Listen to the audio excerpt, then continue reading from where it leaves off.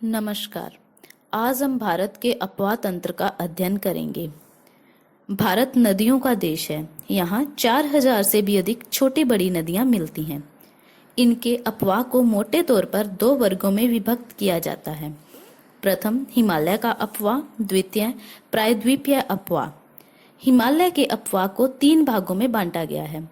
प्रथम सिंधु नदी तंत्र, द्वितीय गंगा नदी तंत्र, तृतीय ब्रह्मपुत्र नदी तंत्र। आज हम सिंधु नदी तंत्र का अध्ययन करेंगे। सिंधु नदी तंत्र। सिंधु नदी तंत्र विश्व के विशालतम नदी तंत्रों में से एक है। सिंधु नदी तिब्बत के मानसरोवर झील के निकट चोमा युंगडुंग ग्लेशियर से निकलती है। यह नदी पहले उत्तर पश्चिम दिशा में प्रवाहित होती है, फिर यह हिमालय पर्वत को काटकर दमचौक के निकट भारत में प्रवेश करती है। सिंधु एक पूर्ववर्ती नदी है जो नंगा पर्वत के उत्तर में भुजी नामक स्थान पर लद्दाख श्रेणी को काटकर गार्ज का निर्माण करती है। यह नदी चिल्लास के निकट पाकिस्तान में प्रवेश करती है। सिंधु नदी की बाईं ओर से मिलने वाली नदियों में पंजाब की 5 नदियां सतलज, व्यास, रावी, चिनाब और झेलम, जिन्हें पंचनद कहते हैं, सबसे प्रमुख सहायक नदियां हैं। ये पांचों नदियां संयुक्त रूप से सिंधु नदी की मुख्य धारा से मिठानकोट के पास मिलती हैं। जास्कर, सोहन, स्यांग, श्रृंगार आदि बाईं ओर से मिलने वाली अन्य प्रमुख नदियां हैं। दाईं ओर से मिलने वाली नदियों में श्योक, काबुल, कुर्रम, गोमल, गिलगिट आदि प्रमुख नदियां हैं।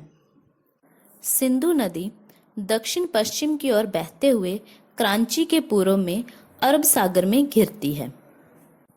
सिंधु नदी भारत में बहने वाली ब्रह्मपुत्र नदी के बाद दूसरी सबसे लंबी नदी है।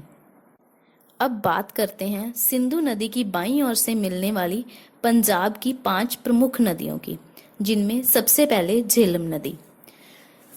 झेलम नदी का उद्गम जम्मू कश्मीर में बैरीनाग के समीप शेषनाग झील से होता है। यह श्रीनगर के समीप वुलर झील में मिल जाती है। झेलम नदी भारत और पाकिस्तान की सीमा के साथ साथ बहती है। यह हिमालय की एकमात्र नदी है जो विसर्पण करती है। झेलम नदी जम्मू कश्मीर में अंतनाग से बारामूला तक नौकागम्य है।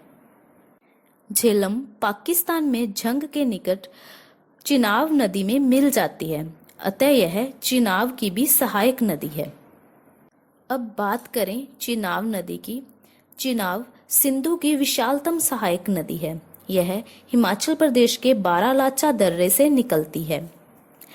यह हिमाचल प्रदेश में चंद्रभागा कहलाती है। यह नदी लाहुल में बड़ा लाचाला दर्रे के दोनों ओर से चंद्र और भागा नामक 2 नदियों के रूप में निकलती है। जम्मू कश्मीर में चिनाब नदी पर दुनिया का सबसे ऊंचा रेलवे ब्रिज बनाया जा रहा है। यह एफिल टावर से भी 35 मीटर ऊंचा होगा।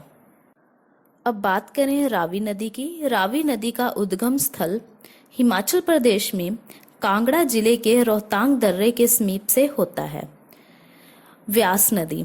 व्यास नदी का उद्गम भी रावी नदी के साथ ही हिमाचल प्रदेश के रोहतांग दर्रे से होता है।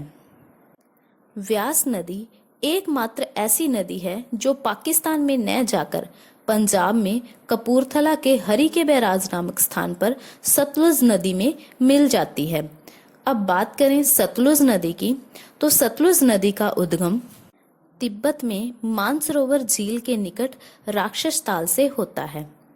यह एक पूर्ववर्ती नदी है जो हिमालय को काटकर और शिपकिल्ला दर्रे के पास भारत में हिमाचल प्रदेश से प्रवेश करती है।